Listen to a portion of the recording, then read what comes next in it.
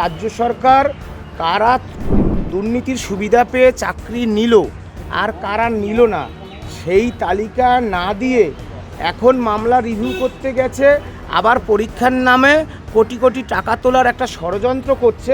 আগেও অনশন করেছি, শহীদ মিনারেও আমরা এই প্রথম চাকরি বাঁচানোর সময় অনশন করেছি। আমরাই সেই অনশনকারীরা যারা চাকরি বাঁচানোর জন্য প্রকৃত অর্থে রাস্তার লড়াইয়ে আমরা আছি।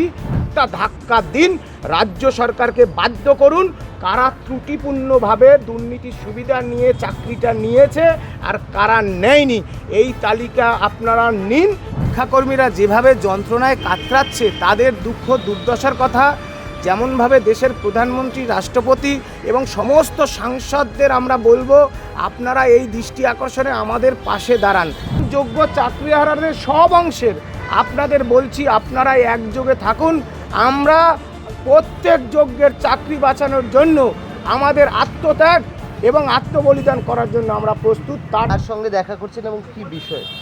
আমরা প্রখ্যাত আইনজ্ঞ প্রাক্তন বিচারপতি মাননীয় অভিজিৎ গঙ্গোপাধ্যায় স্যারের সাথে আমরা গতকাল যোগাযোগ করি যে স্যার আমরা যোগ্য চাকরিহারারা অনশনকারীদের পক্ষ থেকে আপনার সাথে একটু দেখা করতে চাই।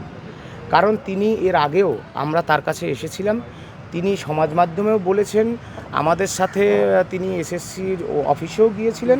তিনি বলেছিলেন যে এই অবস্থায় এই যে রাজ্য সরকার কারা দুর্নীতির সুবিধা পেয়ে চাকরি নিল আর কারা নিল না সেই তালিকা না দিয়ে এখন মামলা রিভিউ করতে গেছে, আবার পরীক্ষার নামে কোটি কোটি টাকা তোলার একটা ষড়যন্ত্র করছে। অথচ সকল যারা চিহ্নিত অযোগ্য তাদেরকে টার্মিনেট না করে এই অবস্থায় মাননীয় প্রাক্তন বিচারপতি অভিজিৎ গঙ্গোপাধ্যায় তিনি বলেছিলেন এই অবস্থাতেও ওএমআরের মিরর ইমেজের যে কপি তা জনসমক্ষে পাবলিক ডোমেনে প্রকাশ করে এই যে কারা দুর্নীতির সুবিধা পেয়ে চাকরি পেল আর কারা পেল না এই তালিকা নিয়ে গেলে সকল যোগ্য শিক্ষক, শিক্ষিকা এবং শিক্ষাকর্মীর চাকরি বাঁচানো সম্ভব। তার সেই কথায় আমরা আস্থা রেখেছি, আগেও এসেছিলাম। আজকে আমরা আবারও স্যারের সাথে একান্ত আলোচনায় যে স্যার যোগ্য শিক্ষকরা, শিক্ষাকর্মীরা যেভাবে যন্ত্রণায় কাতরাচ্ছে তাদের দুঃখ দুর্দশার কথা যেমনভাবে দেশের প্রধানমন্ত্রী, রাষ্ট্রপতি এবং সমস্ত সাংসদদের আমরা বলবো আপনারা এই দৃষ্টি আকর্ষণে আমাদের পাশে দাঁড়ান। দেশের সমস্ত সাংসদ, আমাদের রাজ্যের সমস্ত সাংসদ এবং বিধায়কদের এই কর্মসূচিতে আমরা নেবই। আমরা স্যারের কাছে শুধুমাত্র এই কারণেই এলাম যে ওএমআরের মিরর ইমেজের কপি তার থেকে যোগ্য অযোগ্য বা দুর্নীতির সুবিধা পেয়ে কারা নিল আর কারা নিল না এই তালিকা কিভাবে আমরা পেতে পারি, কি আন্দোলনে কি কোর্টের লড়াইয়ে সেই আইনগত পরামর্শ নেয়ার জন্য আমরা মাননীয় প্রাক্তন বিচারপতি অভিজিৎ গঙ্গোপাধ্যায় স্যারের বাড়িতে আমরা এসেছি। কাদের পক্ষে? আমরা এসেছি চাকরিহারা অনশনকারীদের পক্ষে। আমার নাম সুমন বিশ্বাস। আমরা পঙ্কজ রায়, প্রতাপ রানা সাহারা আমরা এর আগেও অনশন করেছি, শহীদ মিনারেও আমরা এই প্রথম চাকরি বাঁচানোর সময় অনশন করেছি। আমরাই সেই অনশনকারীরা যারা চাকরি বাঁচানোর জন্য প্রকৃত অর্থে রাস্তার লড়াইয়ে আমরা আছি, কোর্টের লড়াইয়েও আমরা আছি এবং থাকব। এবং যোগ্য চাকরিহারাদের সব অংশের আপনাদের বলছি আপনারা একযোগে থাকুন। আমরা প্রত্যেক যোগ্যের চাকরি বাঁচানোর জন্য আমাদের আত্মত্যাগ এবং আত্মবলিদান করার জন্য আমরা প্রস্তুত। তার জন্য আমরা সব অংশের মানুষের কাছে যাচ্ছি।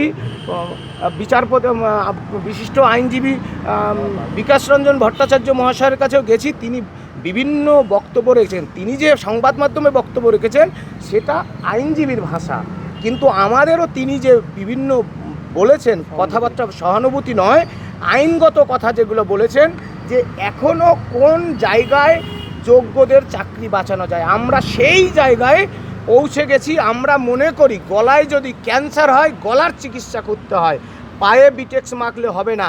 সুতরাং সমস্যা যেখানে সেইখানে হাত দিয়ে আপনারা লড়াইয়ে নামুন, আর একটা ধাক্কা দিন, রাজ্য সরকারকে বাধ্য করুন কারা ত্রুটিপূর্ণভাবে দুর্নীতির সুবিধা নিয়ে চাকরিটা নিয়েছে আর কারা নেয়নি এই তালিকা আপনারা নিন।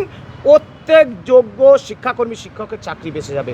সেই আইনগত বিষয় এবং রাস্তার লড়াইয়ে, কারণ তিনি ভারতীয় জনতা পার্টির একজন সাংসদও বটে, সেই দুটো ক্ষেত্রেই তার পরামর্শ আমরা নিতে স্যারের বাড়িতে এসেছি। আপনারা কতজন যাচ্ছেন? আমাদের স্যারের সাথে কথা হয়েছে, 6 জন যাব আমরা। কারা কারা যাচ্ছেন? সুমন বিশ্বাস, তুহিন সুব্রদা, আমাদের তানিয়া ম্যাডাম, অর্ঘ্য কুসুম ঘোষ, শুভঙ্কর ঘোষ এবং দেবাশিস মান্না, অনিরুদ্ধ ভট্টাচার্য। বাংলা হান্টের আরও খবর দেখতে নজর রাখুন। বাংলা খবর মানেই বাংলা হান্ট।